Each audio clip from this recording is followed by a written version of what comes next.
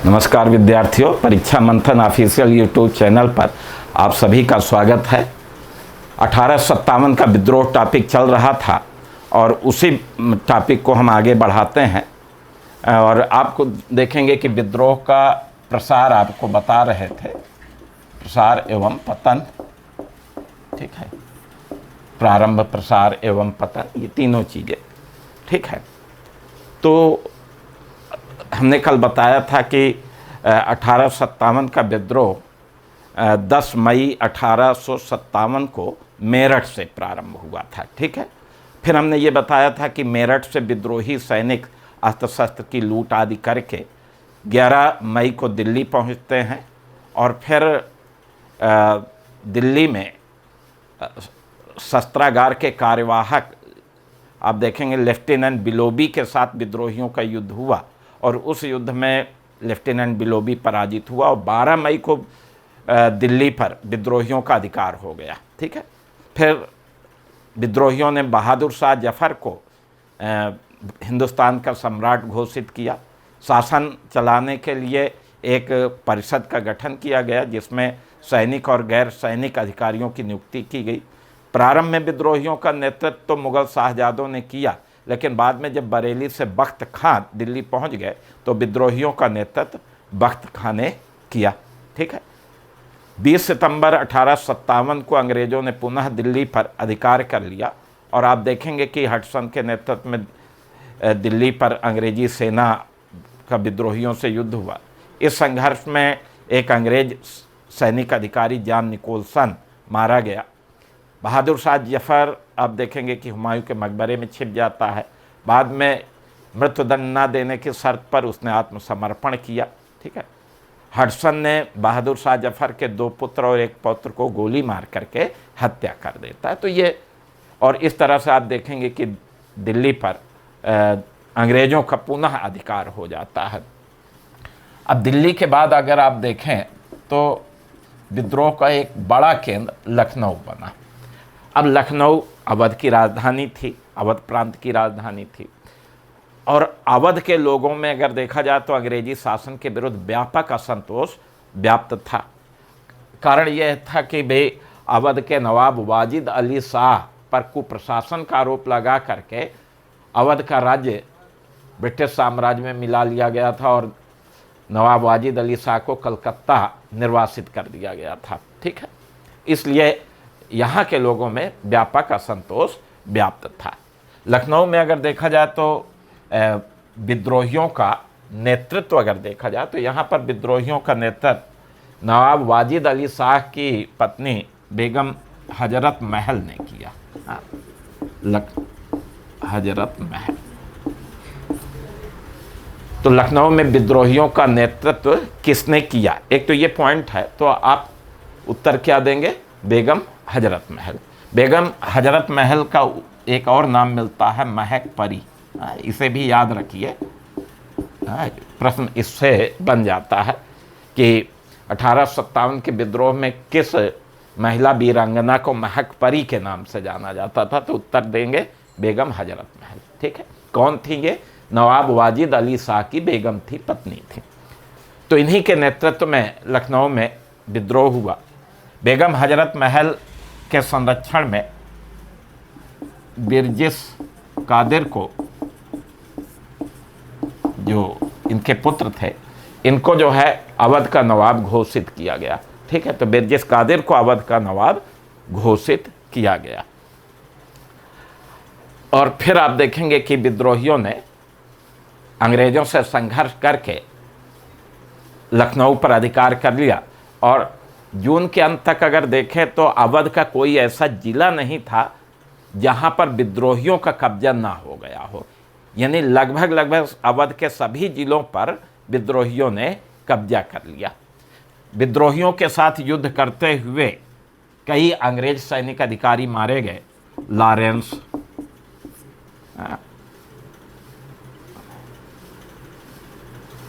General नील,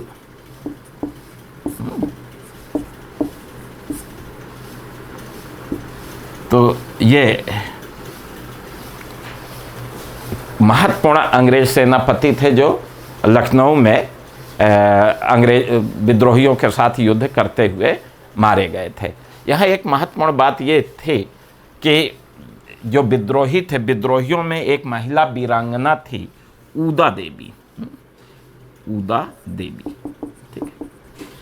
तो विद्रोहियों में ऊदा देवी नामक वीरांगना, एक महिला वीरांगना थी जिन्होंने अंग्रेज़ों से संघर्ष किया था। हाँ, तो ऊदा देवी नामक वीर महिला जो है कहाँ के विद्रोह में सम्मिलित थी? तो लखनऊ के विद्रोह में सम्मिलित थी। इसे भी ध्यान में रखना है। अंततः अगर देखा जाए तो मार्च 1858 में कैंपबेल के नेतृत्व में एक अंग्रेजी सेना लखनऊ पहुंची और विद्रोहियों से संघर्ष किया। और यहाँ इस संघर्ष में आप देखेंगे कि विद्रोही अंग्रेज़ों से पराजित हो जाते हैं और अंग्रेज़ों का पुनः लखनऊ पर अधिकार हो जाता है। ठीक है। बेगम हजरत महल अगर देखा जाए तो ये नेपाल चली गई। ठीक है, यहाँ से भाग करके नेपाल चली गई और फिर अपना शेष जीवन वहीं नेपाल में एक गुमनाम जीवन व्यतीत किया। ठीक है, तो इस तरह से आप देखेंगे कि लखनऊ में भी विद्रोह हुआ और विद्रोह को जो है दबा दिया गया।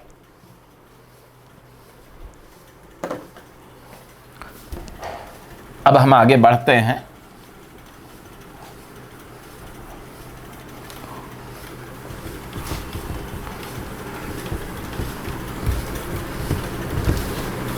लखनऊ के बाद अगर देखें तो विद्रोह का एक महत्वपूर्ण केंद्र कानपुर। ठीक है, कानपुर भी विद्रोह का एक महत्वपूर्ण केंद्र था। अब कानपुर में विद्रोहियों का नेतृत्व नाना साहब ने किया। कानपुर में विद्रोहियों का नेतृत्व किसने किया? नाना साहब। नाना साहब का वास्तविक नाम क्या था? धोंदू पंत। ठीक है, इन्होंने तो कानपुर में नाना साहब के नेतृत्व में विद्रोह हुआ। नाना साहब के प्रमुख सलाहकार अजीमुल्ला खां थे। योग्य व्यक्ति थे। नाना साहब की तरफ से लड़ने की मुख्य जिम्मेदारी तात्या टोपे की थी। इनके नेतृत्व में सेना युद्ध करती थी। तो नाना साहब की तरफ से लड़ने की मुख्य जिम्मेदारी किसकी थी? तात्या टोपे की। तात्या टोपे का वास्तविक नाम अगर देखें तो रामचंद्र पांडुरंग था। रामचंद्र पांडुरंग। ठीक है, तो तात्या टोपे का वास्तविक नाम रामचंद्र पांडुरंग था। तो इस तरह से आप देखेंगे कि नाना साहब के नेतृत्व में विद्रोहियों ने कानपुर पर अधिकार कर लिया। कानपुर के जो अंग्रेज जनरल थे, कानपुर छावनी के जो अंग्रेज जनरल थे, सर व्हीलर।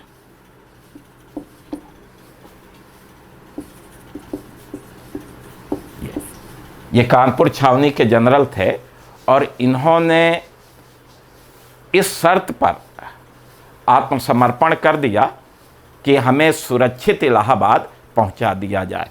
तो इस शर्त पर इन्होंने समर्पण किया था। यद्यपि कानपुर में ही विद्रोहियों ने इनकी हत्या कर दी, ये इलाहाबाद नहीं आ सके थे।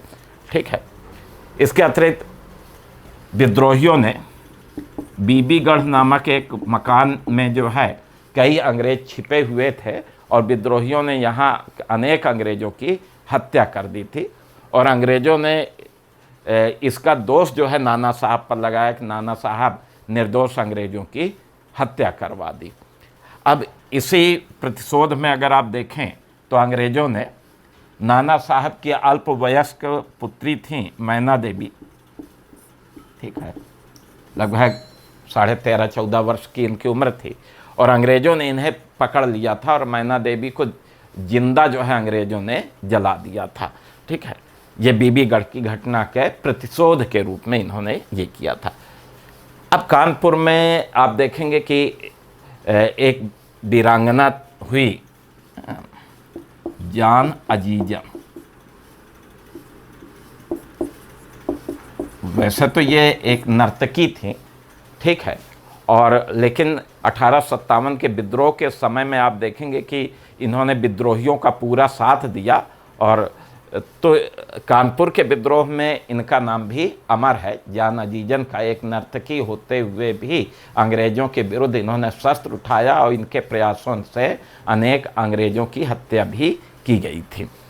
तो इस तरह से आप देखेंगे कि कानपुर पर अधिकार हो गया और अजीमुल्ला खां को कानपुर का कलेक्टर नियुक्त किया गया, प्रशासन इनके हाथ में आ गया। फिर आप देखेंगे कि दिसंबर 1857 में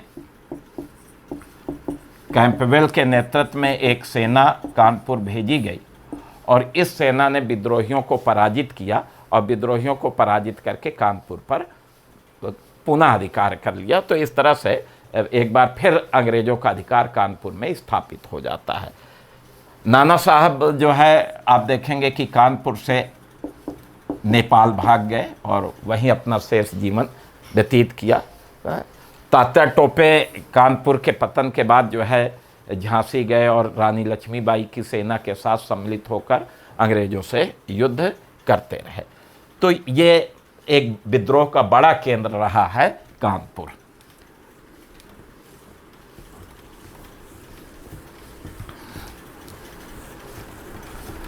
अब कानपुर के बाद अगर आप देखें तो इस विद्रोह का एक महत्वपूर्ण केंद्र झांसी रहा।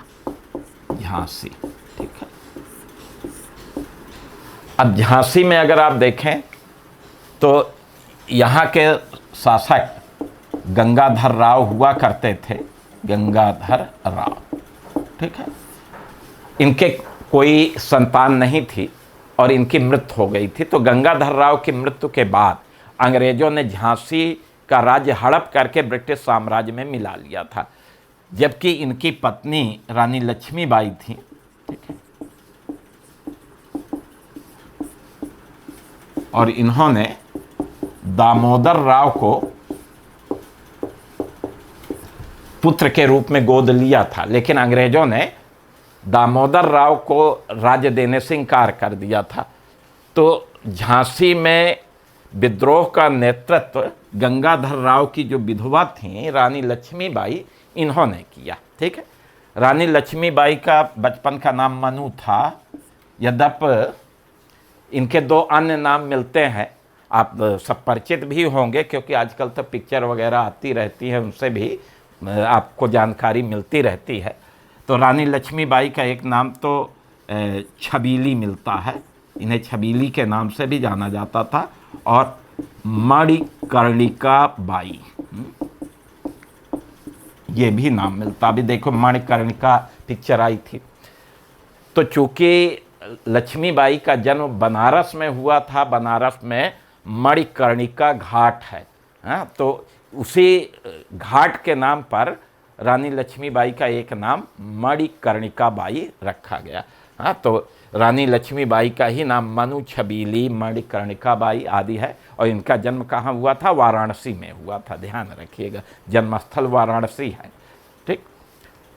तो चलिए, झांसी में विद्रोह का नेतृत्व रानी लक्ष्मीबाई ने किया क्योंकि अंग्रेज़ों ने झांसी का राज्य हड़प लिया था और इन्हें देने से इनकार कर दिया। तो इन्होंने अपना विद्रोह करके स्वयं सत्ता स्थापित कर ली। अब मार्च 1858 में ह्यूरोज के नेतृत्व में एक अंग्रेजी सेना झांसी पहुंचती है, ठीक है। और फिर ह्यूरोज के नेतृत्व वाली अंग्रेजी सेना और रानी लक्ष्मीबाई के बीच में संघर्ष हुआ। इस संघर्ष की एक महत्वपूर्ण बात यह है कि एक देशद्रोही था दूल्हा जू,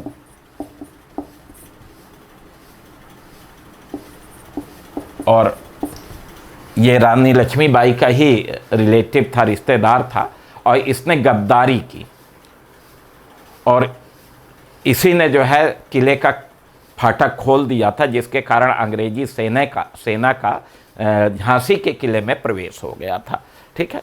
और यहाँ फिर आप देखेंगे रानी लक्ष्मीबाई युद्ध अंग्रेज़ों से पराजित हुई थी और झांसी से इन्हें भागना पड़ा था, ठीक है।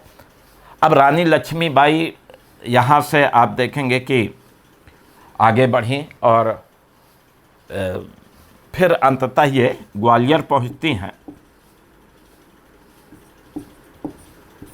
ये जब ग्वालियर के शासक सिंधिया थे और सिंधिया अंग्रेजों का साथ दे रहे थे, लेकिन जो ग्वालियर की सेना थी उस सेना ने विद्रोह कर दिया और विद्रोह करके रानी लक्ष्मीबाई के साथ आई और फिर रानी लक्ष्मीबाई विद्रोही सेना के सहयोग से ग्वालियर पर अधिकार कर लिया। अब हीरोज जो है ग्वालियर भी पहुंच गया और अंत में ग्वालियर के निकट आप देखेंगे कि कोटा एवं मोरार ये जगह है, गांव है, तो कोटा एवं मोरार का युद्ध हुआ और इसी युद्ध में रानी लक्ष्मीबाई अंग्रेजों से युद्ध करते हुए 17 जून 1858 को वीर गति को प्राप्त हुई। तो रानी लक्ष्मीबाई किस युद्ध में मारी गई थी? कोटा एवं मोरार के युद्ध में ग्वालियर के निकट 17 जून 1858 को। ठीक है, इस युद्ध में वीर गति को प्राप्त होती हैं। और आप सोचिए कि हीरोज लगातार रानी लक्ष्मीबाई से युद्ध किया था। ठीक है, और हीरोज ने ही रानी लक्ष्मीबाई के बारे में लिखा है कि यहाँ पर सोई हुई महिला सभी विद्रोहियों में एकमात्र मर्द है। यानी इतना प्रभावित था हीरोज जो है रानी लक्ष्मीबाई की वीरता से कि सारे विद्रोहियों में एकमात्र मर्द घोषित किया रानी लक्ष्मीबाई को। ठीक है, एक और महत्वपूर्ण फैक्ट आपको बताते हैं कि रानी लक्ष्मीबाई की जो सेना थी, इस सेना में राष्ट्रीय आंदोलन के नायक सरदार वल्लभ भाई पटेल जो भारत के प्रथम उप प्रधानमंत्री गृह मंत्री थे, उनके पिताजी थे। तो सरदार वल्लभ भाई पटेल के पिता 1857 के विद्रोह में अंग्रेजों से लड़े थे। ठीक है, झाबेर भाई पटेल, हाँ, झाबेर भाई पटेल। तो सरदार वल्लभ भाई पटेल के पिता भी स्वतंत्रता संग्राम सेनानी थे और सबसे पहले उन्होंने अंग्रेजों से लड़ा था, झांसी की तरफ से लड़ा था। तो ये समझ सकते हैं कि भाई सरदार वल्लभ भाई पटेल को तो विरासत में ही अंग्रेजों से पूरी शत्रुता मिली थी। उनके पिताजी भी लड़े, खुद भी लड़ते रहे, राष्ट्रीय आंदोलन करते रहे। तो ये हमने आपको झांसी की स्थिति बताई कि झांसी भी विद्रोह का महत्वपूर्ण केंद्र रहा और वहाँ से संबंधित महत्वपूर्ण तथ्यों को हमने बताया। रानी लक्ष्मीबाई की जो समाधि है वो ग्वालियर में है। ठीक है, वो भले झांसी की रानी रही हों, लेकिन अगर समाधि पूछी जाए कि रानी लक्ष्मीबाई की समाधि कहाँ स्थित है तो ग्वालियर में स्थित है और जन्म बनारस में हुआ। ठीक है, तो इन चीज़ों को भी ध्यान में रखना, ऐसे प्रश्न पूछे जाते हैं।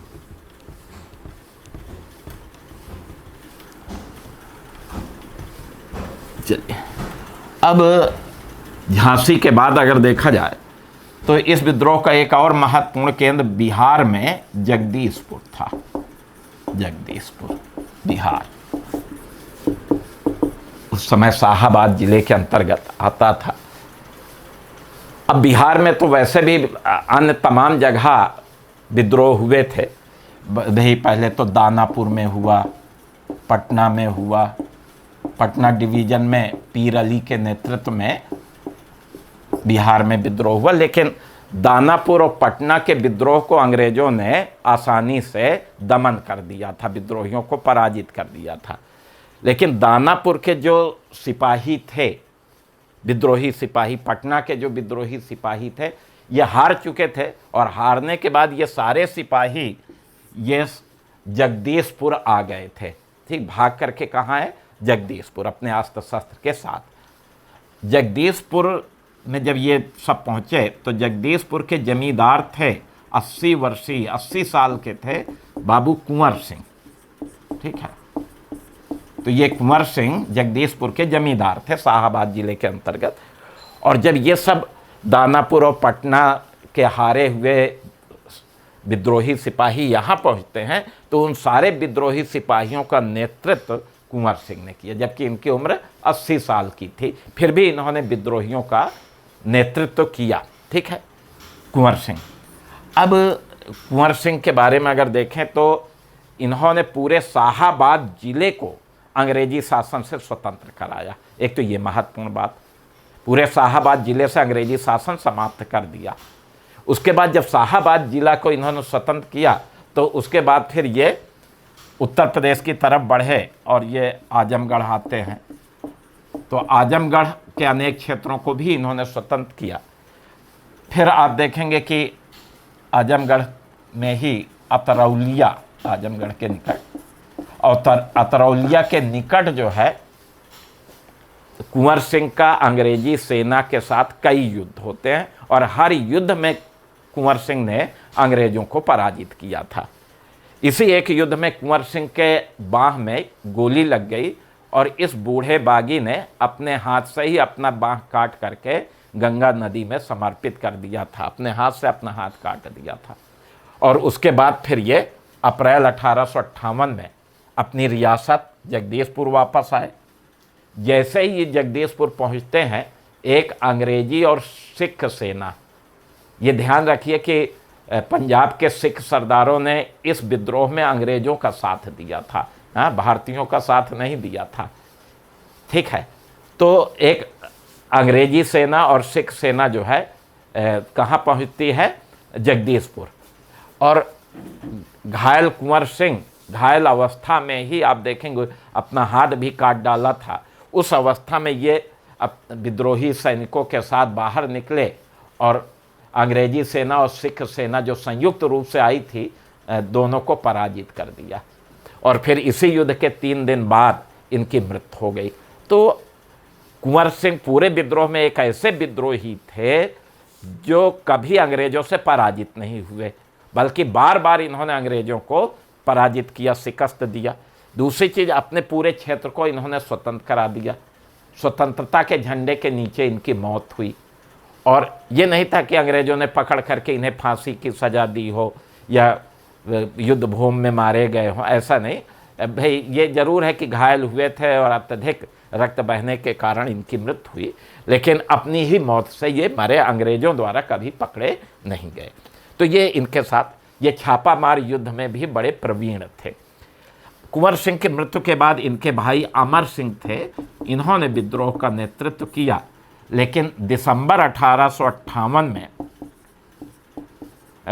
विंसेंट आयर और विलियम टेलर, इनके नेतृत्व में अंग्रेजी सेना जगदीश पर पहुंची और फिर इन अंग्रेज सैनिक अधिकारियों ने जगदीशपुर के विद्रोह को समाप्त किया। तो इस तरह से जगदीशपुर पर भी या बिहार के इन क्षेत्रों पर भी अंग्रेजी शासन पुनर्स्थापित हो जाता है। तो ये जगदीशपुर का विद्रोह हमने आपको बताया। अब ये तो हमने विद्रोह के बहुत बड़े केंद्र बताए कि यहाँ भीषण विद्रोह हुए थे। यद्यपि अन्य तमाम क्षेत्रों में भी विद्रोह हुए, विद्रोह के अन्य केंद्र रहे। अब विद्रोह के अन्य केंद्रों में अगर आपको हम बताएं, इलाहाबाद के बारे में आपको बता दें कि 1857 के विद्रोह के समय गवर्नर जनरल लॉर्ड कैनिंग ने इलाहाबाद को जो है अपनी आकस्मिक राजधानी बना ली थी, ठीक है, तुरंत की राजधानी, कि भाई इस समय हम अपनी कलकत्ता की जगह इलाहाबाद को ही केंद्र बना रहे हैं, ठीक है। तो यह आपातकालीन राजधानी कहें, आकस्मिक की जगह आप क्या कहें कि आपातकालीन राजधानी। तो 1857 के विद्रोह के समय अंग्रेजों ने अपनी आपातकालीन राजधानी कहाँ बनाई थी? तो उत्तर क्या देंगे? इलाहाबाद। अब इलाहाबाद वास्तव में देश के जितने भी सैनिक अधिकारी, सेना थी, सबका केंद्र बन चुका था, गढ़ बन चुका था। तो भारी संख्या में इलाहाबाद में अंग्रेजी सेना विद्यमान थी। स्वयं गवर्नर जनरल लॉर्ड कैनिंग भी इलाहाबाद में ही डेरा डाल दिया, वर्षों यहाँ रहा। अब आप देखेंगे कि इलाहाबाद में जो आकस्मिक राजधानी बन गई थी, इलाहाबाद में विद्रोह का नेतृत्व किया मौलवी लियाकत अली ने। ये तो मौलवी लियाकत अली के नेतृत्व में इलाहाबाद में विद्रोह हुआ और इन्हें इलाहाबाद का सूबेदार घोषित किया गया। लेकिन यहाँ पर चूंकि स्वयं गवर्नर जनरल था, बड़े बड़े सेनापति, विशाल सेना, तो बड़ी क्रूरता के साथ इलाहाबाद के विद्रोह का दमन किया गया। तो यहाँ से अंग्रेजी सेना ने विद्रोहियों के साथ बहुत ही ज़्यादा क्रूरता प्रदर्शित की थी। ठीक है, विद्रोहियों को मार मार करके पेड़ों पर लटका दिया गया था। ठीक है, अब इलाहाबाद के अतिरिक्त आप देखेंगे फैजाबाद भी विद्रोह का एक महत्वपूर्ण केंद्र था। फैजाबाद में विद्रोह का नेतृत्व मौलवी अहमदुल्ला शाह ने किया था। अहमदुल्ला शाह, मौलवी अहमदुल्ला शाह जो है ये नवाब वाजिद अली शाह के प्रधान सलाहकार थे। ठीक है, और इन्होंने फैजाबाद में विद्रोह का नेतृत्व किया। ये भी छापामार युद्ध में प्रवीण थे। इनकी एक विशेषता ये है कि ये पूरे विद्रोह के एकमात्र नेता हैं जिन्होंने 1857 के विद्रोह के समय अंग्रेजों के विरुद्ध जिहाद का नारा दिया। बड़ा महत्वपूर्ण पॉइंट है, किसने जिहाद का नारा दिया था? तो मौलवी अहमदुल्ला शाह ने अंग्रेजों के विरुद्ध जिहाद का नारा दिया। जिहाद का मतलब होता है धर्म युद्ध, धर्म की रक्षा के लिए जो युद्ध किया जाए, उसे क्या कहते हैं? जिहाद। कि भैया तो दीन धर्म की रक्षा के लिए हम युद्ध कर रहे हैं, तो ये जिहाद होता है। तो मौलवी अहमदुल्ला शाह एकमात्र नेता हैं जिन्होंने इस विद्रोह के समय जिहाद का नेतृत्व, जिहाद का नारा दिया था। ब्रिटिश सरकार ने मौलवी अहमदुल्ला शाह पर 50,000 रुपये का इनाम घोषित किया कि इस विद्रोही को पकड़ने के लिए, जबकि उस ज़माने में 50,000 रुपया अपने आप में बहुत बड़ी रकम होती थी। ठीक है, और अंततः जब मौलवी अहमदुल्ला शाह पुआया पहुँचे, इधर सीतापुर और रुहेलखंड के बॉर्डर पर, तो वहीं फिर इनका विश्वासघात किया गया और इनकी गोली मारकर हत्या कर दी गई थी। तो इस तरह से फैजाबाद में विद्रोह का अंत हुआ। इलाहाबाद में विद्रोह का दमन जनरल नील ने किया था। ठीक है, इसके बाद फिर आप देखेंगे कि बरेली भी विद्रोह का एक प्रमुख केंद्र था। बरेली में खान बहादुर खान के नेतृत्व में विद्रोह हुआ। इन्हें रुहेलखंड का सूबेदार घोषित किया गया, लेकिन अंग्रेजी सेना ने खान बहादुर खान को गिरफ्तार कर लिया और इन्हें फांसी की सज़ा दी गई। फिर आप देखेंगे कि मेरठ के आसपास के क्षेत्र में विद्रोह का नेतृत्व कदम सिंह ने किया और अंततः अंग्रेजों ने इस विद्रोह का दमन कर दिया। फिर मथुरा के आसपास के विद्रोह का नेतृत्व देवी सिंह ने किया, लेकिन यहाँ के विद्रोह का भी दमन कर दिया गया। फतेहपुर में विद्रोह का नेतृत्व अजीमुल्ला खान ने किया।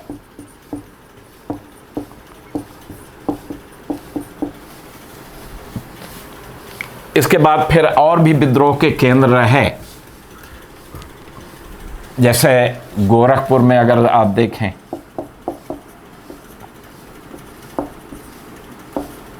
तो गोरखपुर में गजाधर सिंह एवं निजाम मोहम्मद के नेतृत्व में विद्रोह हुआ। ठीक है, तो गोरखपुर में भी विद्रोह हुआ। गजाधर सिंह निजाम मोहम्मद के नेतृत्व में यहाँ भी विद्रोह का दमन कर दिया गया। रायबरेली में विद्रोह हुआ बेनी माधव के नेतृत्व में, इनका भी विद्रोह का दमन कर दिया गया। फिर उत्तर प्रदेश के बाहर भी अनेक क्षेत्रों में विद्रोह हुए।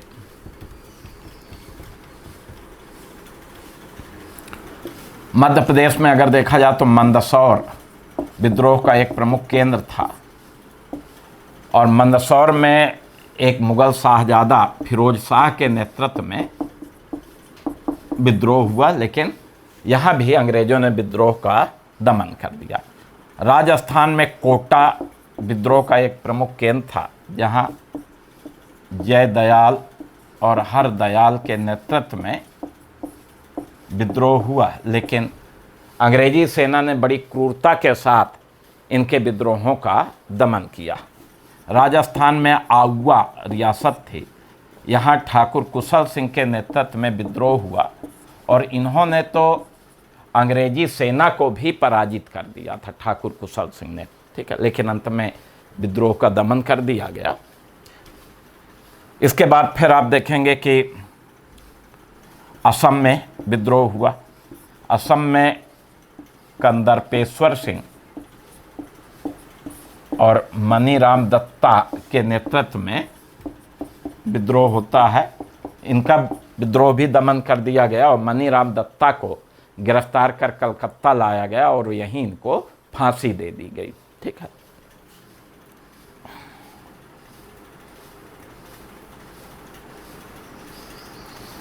हिमाचल प्रदेश में कुल्लू के राजा राम सिंह और इनके भाई वीर सिंह ने विद्रोह किया, ठीक है। इनके विद्रोह का दमन किया गया, इन्हें भी मृत्युदंड दे दिया गया। और इसके अतिरिक्त भी छिटपुट अनेक क्षेत्रों में विद्रोह होता है। तो ये विद्रोह के कुछ अन्य केंद्रों के बारे में भी हमने चर्चा की, ठीक है। तो ये विद्रोह का प्रसार था और फिर अंग्रेजों ने एक एक करके हर क्षेत्र के विद्रोह का दमन किया, अंत किया, पतन कर दिया।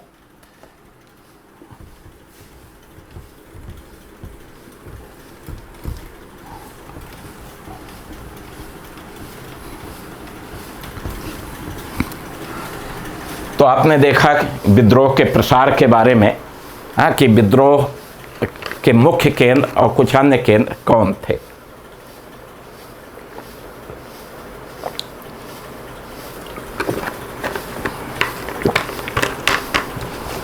यहाँ आपको ध्यान रखना है कि प्रश्न पूछा जाता है कि किस स्थान में विद्रोह का नेतृत्व किसने किया। तो ये ध्यान रखिए, अगर किसी व्यक्ति विशेष के संदर्भ में कुछ और खास बिंदु मिलते हैं तो उनको भी आपको ध्यान में रखना है, उनसे भी प्रश्न बन जाते हैं। तो अंततः आप देखेंगे कि 1857 के विद्रोह का क्या हो जाता है, पतन हो जाता है, ठीक है। अब इस विद्रोह के संदर्भ में कुछ अन्य बिंदुओं पर हम चर्चा करेंगे, क्योंकि ये विद्रोह अंततः असफल रहा, क्योंकि 1857 का विद्रोह सफल नहीं हो सका। अंग्रेजों ने विद्रोहियों को पराजित कर दिया। अब प्रश्न आता है कि अगर यह असफल हो गया तो असफलता के क्या कारण थे। विद्रोह की असफलता के क्या कारण थे, ये आपको जानने की जरूरत है। देखिए, 1857 का विद्रोह जो आधुनिक भारत की एक महान घटना है और ब्रिटिश शोषण के विरुद्ध ये विद्रोह हुआ, लेकिन अंततः ब्रिटिश सरकार ने इसका दमन कर दिया। और इस विद्रोह के असफलता के लिए कोई एक कारक उत्तरदायी नहीं था, बल्कि अनेकों कारण इसके लिए उत्तरदायी थे। अब अनेकों कारणों में अगर देखा जाए तो इसका एक कारण है विद्रोह का सीमित स्वरूप। सीमित स्वरूप, तो सीमित स्वरूप किसका? विद्रोह का, ठीक है। तो विद्रोह का सीमित स्वरूप, यानी इसका अर्थ यह हुआ कि यह भारतवर्ष के सीमित क्षेत्र पर ही यह विद्रोह हुआ था, पूरे भारतवर्ष में नहीं हुआ था। अब इस विद्रोह को अगर आप देखें तो ये पूरा विद्रोह ब्रिटिश भारत के केवल 1/6 भूभाग पर ही हुआ था और केवल ब्रिटिश भारत की 1/10 जनसंख्या ही इस विद्रोह से प्रभावित थी। यानी 1/6 भूभाग का मतलब यह है कि लगभग 16.5% भूभाग पर ही विद्रोह हुआ। इसका मतलब है कि 83.5% भूभाग शांत रहा, 1/10 जनसंख्या ही प्रभावित रही, यानी 90% ब्रिटिश भारत की जनसंख्या से कोई मतलब नहीं था, ठीक है। तो ये क्या है? सीमित स्वरूप। अब इसके अंतर्गत आप देखें पूरा दक्षिण भारत शांत था, यानी दक्षिण भारत में कोई विद्रोह ही नहीं। आप देखेंगे कि महाराष्ट्र, गुजरात शांत रहा, यहाँ भी कोई विद्रोह नहीं। महाराष्ट्र, गुजरात, उत्तर में अगर देखा जाए तो कश्मीर, पंजाब बिल्कुल शांत रहा। पूरब में अगर देखें बंगाल, उड़ीसा, ये क्या था, शांत था। तो इस तरह से अब देखें तो ये बहुत बड़ा क्षेत्र है जहां विद्रोह की चिंगारी पहुंची ही नहीं। तो समझ सकते हैं कि अगर यह विद्रोह पूरे भारतवर्ष में होता तो अंग्रेजों को विद्रोह का दमन करने में अधिक समस्या, कठिनाई आती। ठीक है, और चूंकि सीमित था और सीमित क्षेत्र में हुआ तो अंग्रेजों ने अपनी पूरी ताकत लगा दी और विद्रोह का दमन कर दिया। तो असफलता का एक कारण आप ये बताएंगे। ठीक है, अब इसके अतिरिक्त अगर आप देखें कुछ अन्य कारण, तो समय से पहले विद्रोह का होना। आप लोगों को पता हो चुका है कि विद्रोह की तिथि 31 मई निर्धारित की गई थी। कब निर्धारित की गई थी? 31 मई 1857। लेकिन यह भी आपको पता है कि विद्रोह कब शुरू हो गया? विद्रोह 21 दिन पहले ही शुरू हो गया था, 10 मई 1857 को। ठीक है, तो समय से पहले ही विद्रोह प्रारंभ हो गया। तो ऐसे में विद्रोहियों को जो है तैयारी अधूरी रह गई थी, अपूर्ण। और अधूरी तैयारी के साथ उन्होंने विद्रोह किया। तो ऐसे में फिर अंग्रेजों को आसान हुआ कि विद्रोह का दमन करते। तीसरा कारण अगर देखा जाए तो कुशल नेतृत्व का अभाव विद्रोहियों के संदर्भ में, यानी विद्रोहियों के पास कुशल नेतृत्व का अभाव था। और वास्तविक रूप में अगर देखा जाए तो इन विद्रोहियों में अगर कोई एक भी कुशल नेतृत्व करता होता तो वो परिणाम बदल देता, क्योंकि युद्ध में नेतृत्वकर्ता की ही अहम भूमिका होती है। तो इनके पास कुशल नेतृत्व का अभाव था। यद्यपि इनमें वीरता की भावना थी, युद्ध करने का जोश था, सब कुछ था, लेकिन इनका कोई योग्य नेता नहीं था।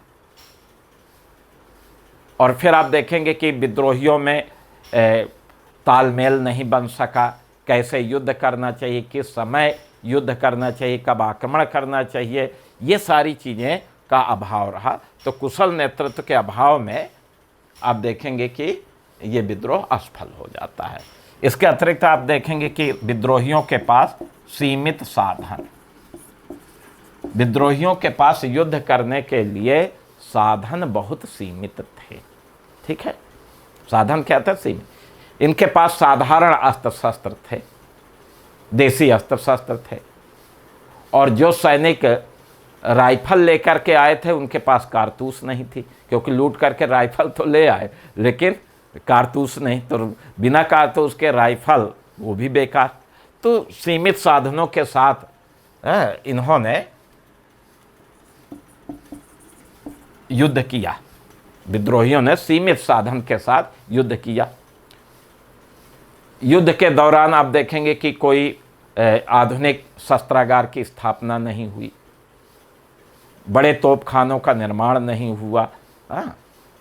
तो इस तरह से सीमित साधन से ही ये संघर्ष हुआ, ये युद्ध हुआ, और इसके कारण विद्रोही पराजित हो जाते हैं। फिर आप देखेंगे कि एक और महत्वपूर्ण कारण, देसी नरेशों, जो भारत के राजा थे, देसी नरेशों एवं जो सिख सरदार थे, सरदारों की गद्दारी।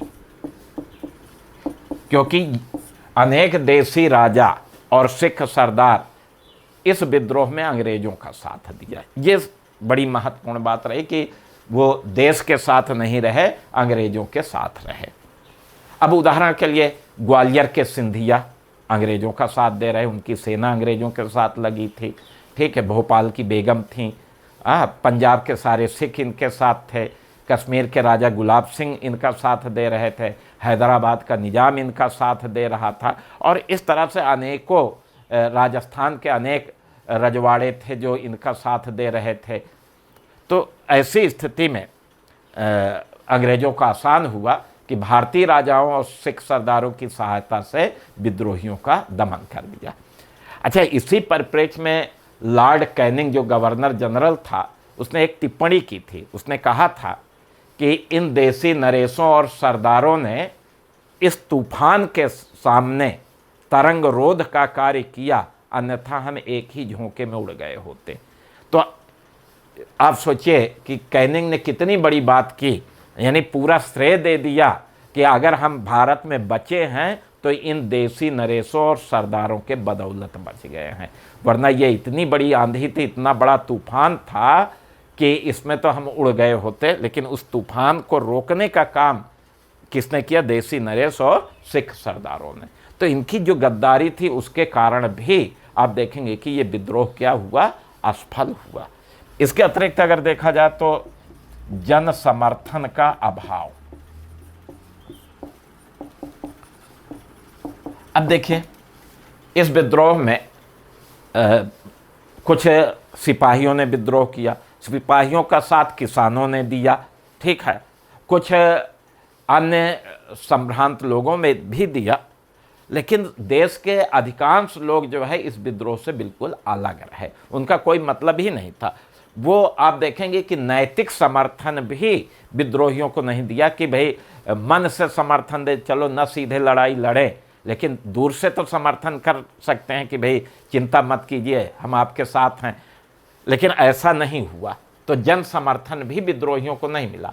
एक उदाहरण आपको बताते हैं कि कलकत्ता और बम्बई में पढ़े लिखे लोग, बुद्धिजीवी लोग, व्यापारी लोगों ने सभाओं का आयोजन किया और उन प्रार्थना सभाओं में अंग्रेज़ों की विजय की कामना की कि हे ईश्वर, अंग्रेज़ों को इतनी शक्ति दो कि वो विद्रोहियों को पराजित कर सके। तो बताइए कि भारतीय ही अंग्रेज़ों की विजय की कामना करते हैं, तो जनता का समर्थन कहाँ मिल रहा है? जनता तो इस तरह से भी। और फिर अंग्रेजी सेना का कुशल नेतृत्व, ये भी विद्रोह के असफलता का एक कारण रहा। देखिए, अंग्रेज इस समय बड़े भाग्यशाली इस रूप में कहे जा सकते हैं कि वैसे तो अंग्रेजों का विश्व में कहीं ना कहीं युद्ध चलता ही रहता था, लेकिन 1857 का विद्रोह जिस समय हुआ, पूरी दुनिया में अंग्रेजों का किसी के साथ युद्ध ही नहीं हो रहा था। तो पूरे विश्व में जहाँ जहाँ अंग्रेजी सेना थी सब खाली पड़ी हुई थी, ब्रिटेन में भी, अन्य क्षेत्रों में भी। और जब भारत में विद्रोह हुआ तो ब्रिटेन से और अन्य क्षेत्रों की जो सेना थी और बड़े बड़े सेनापति थे, सबको भारत बुला लिया गया। तो विदेशों से भी अंग्रेजी सेनापति आ गए। अंग्रेजों के पास इतने योग्य सेनापति थे, अंग्रेजी सेना को योग्य सेनापतियों की सेवाएं उपलब्ध थी जिन्हें बड़े बड़े युद्ध लड़ने का अनुभव था। आप देखेंगे कि general Neill, Havelock, Hugh Rose, Hudson, Campbell, Taylor, Vincent Smith, Vincent Eyre, Nicholson और तमाम, ये सब योग्य सेनापति थे और इन्हें बड़े बड़े युद्ध लड़ने का अनुभव था। और फिर इन्होंने अपनी योग्यता से विद्रोह का दमन किया, यद्यपि इनमें से कुछ सेनापतियों को अपनी जान भी गंवानी पड़ी थी। ठीक है, तो ये हमने आपको बताया कि ये विद्रोह असफल हुआ। तो असफलता के कोई एक कारण नहीं थे, असफलता के लिए अनेक कारण थे। लेकिन अगर प्रश्न में आ गया कि 1857 की विद्रोह की असफलता के क्या कारण थे, और इन्हीं में से 4 विकल्प दे दिया गया, कोई भी 4, और उत्तर तो एक ही देना है, तो उनमें से आप ये दीजिएगा। क्योंकि सबसे प्रमुख कारण विद्रोहियों के पास कुशल नेतृत्व का अभाव था। अगर कुशल नेतृत्व होता तो परिणाम बदल जाता, और एक भी नेता जो है वो कुशल नहीं था, क्योंकि इन लोगों को कभी पहले लड़ने का कोई अनुभव नहीं था। अचानक विद्रोह हुआ और ये सब सेना का नेतृत्व करने लगे। वीरता थी, हाँ, जोश था, सब कुछ था, लेकिन कुशल नेतृत्व का अभाव था। तो अगर ऐसे इन्हीं में से 4 विकल्प दिया जाए तो सबसे इसे उत्तर देना है। ठीक है, तो चलिए, तो ये हमने असफलता के कारण पर चर्चा की। अब इसके परिणाम की तरफ आते हैं।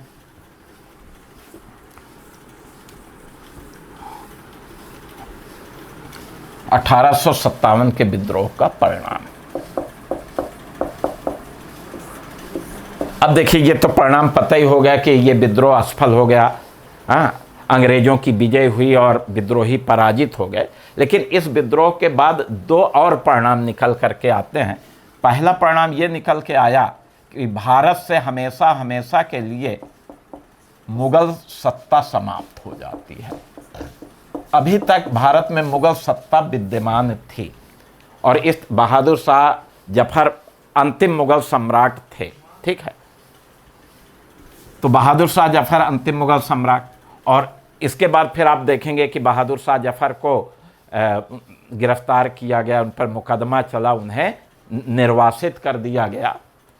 तो इस विद्रोह के परिणाम स्वरूप भारत में हमेशा के लिए मुगल सत्ता समाप्त हो जाती है। दूसरी चीज क्या है, इस विद्रोह के परिणाम स्वरूप महारानी विक्टोरिया का घोषणा पत्र आता है।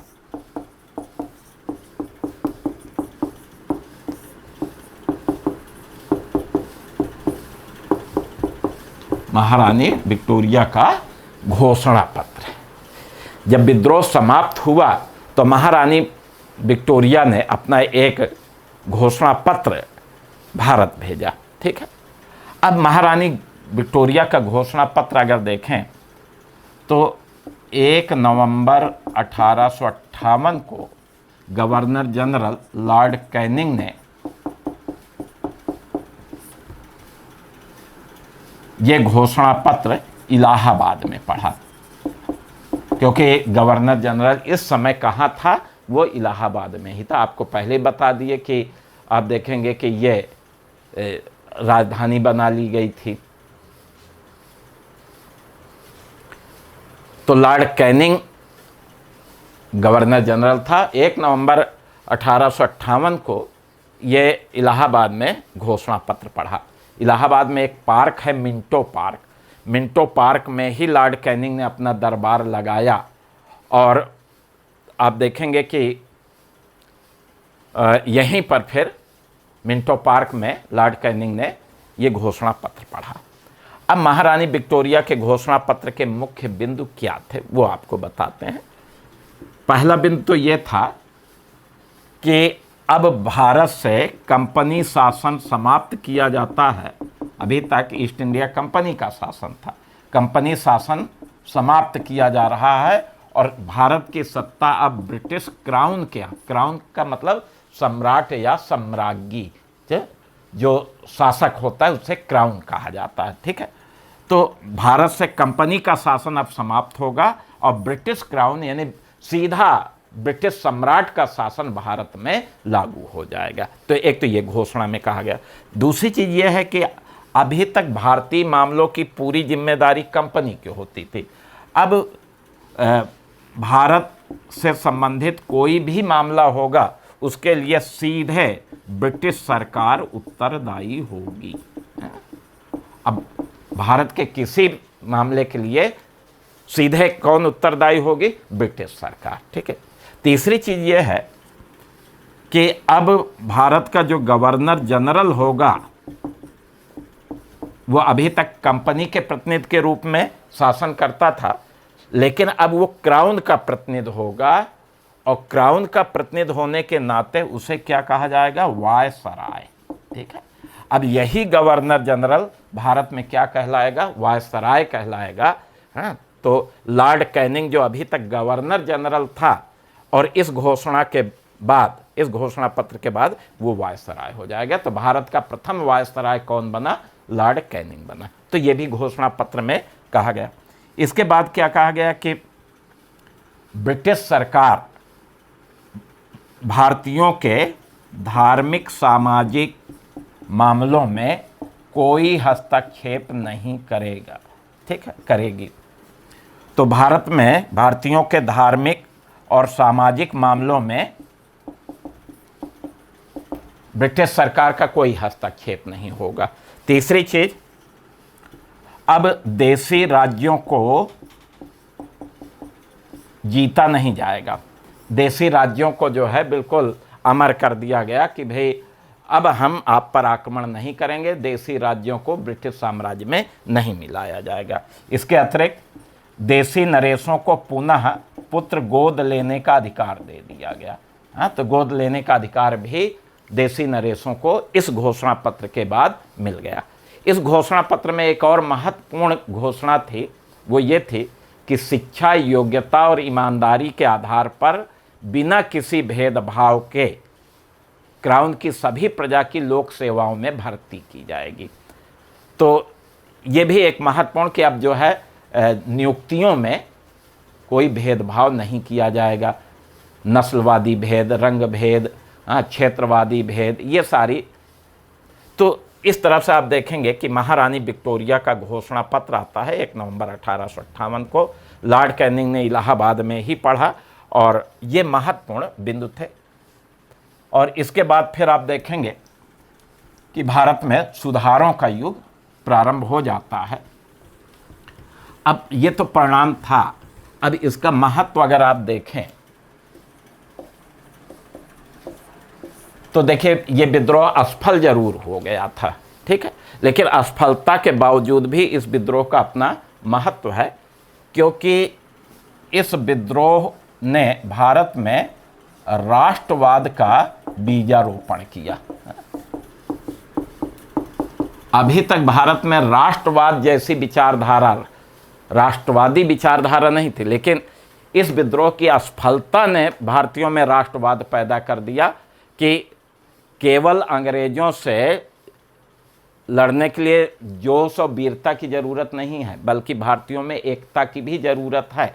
और जब तक भारतीयों में एकता का भाव, राष्ट्रवादी भावना नहीं होगी, तब तक हम अंग्रेजों को भारत से नहीं भगा सकते। और इसलिए इस विद्रोह ने राष्ट्रवाद का बीजारोपण किया और आगे राष्ट्रीय आंदोलन में 1857 का विद्रोह पृष्ठभूमि के रूप में काम किया। ये राष्ट्रीय आंदोलन के नेताओं के लिए पृष्ठभूमि के रूप में कार्य करता है। तो ये इसका क्या है, महत्व है। और दूसरी चीज़ ये है कि इस विद्रोह के बाद आप देखेंगे कि भारत में संवैधानिक सुधारों का युग शुरू होता है, संवैधानिक सुधार शुरू हो जाते हैं।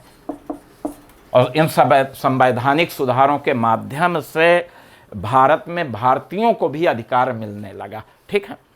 तो 1858 का अधिनियम, 1861 का अधिनियम, 1892, 1909, 1919, 1935 का अधिनियम, यानी 1858 से ही ये संवैधानिक सुधार प्रारंभ हो जाते हैं और इनके माध्यम से आप देखेंगे कि भारतीयों को अधिकार मिलने लगे। प्रजातांत्रिक व्यवस्था का सूत्रपात यहीं से शुरू हो जाता है। तो असफल जरूर रहा विद्रोह, लेकिन असफलता के बावजूद भी हमारे लिए ये विद्रोह महत्वपूर्ण रहा, क्योंकि राष्ट्रीय आंदोलन के दौरान हम 1857 के विद्रोहियों को नायक के रूप में प्रस्तुत किया कि देखिए हमसे पहले नाना साहब थे, बहादुर शाह जफर थे, रानी लक्ष्मीबाई, कुंवर सिंह, तात्या तोपे, इन सब को नायक के रूप में प्रस्तुत किया और इनसे प्रेरणा ले करके हमने आगे राष्ट्रीय आंदोलन को आगे बढ़ाया। तो इस तरह से आप देखेंगे कि 1857 के विद्रोह का महत्व रहा। तो ये हमने आपको टॉपिक पूरा किया। एक बड़ा टॉपिक था 1857 का विद्रोह, उसमें आपको हमने कई चीज़ें, कारण बताए कि कारण क्या थे, ठीक है, उसका प्रारंभ कहाँ से हुआ, प्रसार कहाँ कहाँ हुआ, मुख्य केंद्र कौन थे, अन्य केंद्र कौन थे, इसकी असफलता के लिए कौन कौन कारण उत्तरदायी थे, फिर इसके दो परिणाम क्या क्या है और असफलता के बावजूद इसका महत्व क्या रहा है। इन सारे बिंदुओं को एक बार आप सुने, देखें, पढ़ें, किताब भी पढ़ें, ठीक है, और सारे प्रश्न आपको इसी लेक्चर के दायरे के अंदर आपको मिल जाएंगे, ठीक है। तो आज का लेक्चर यहीं तक, बहुत बहुत धन्यवाद और कल नेक्स्ट लेक्चर के साथ हम मिलेंगे।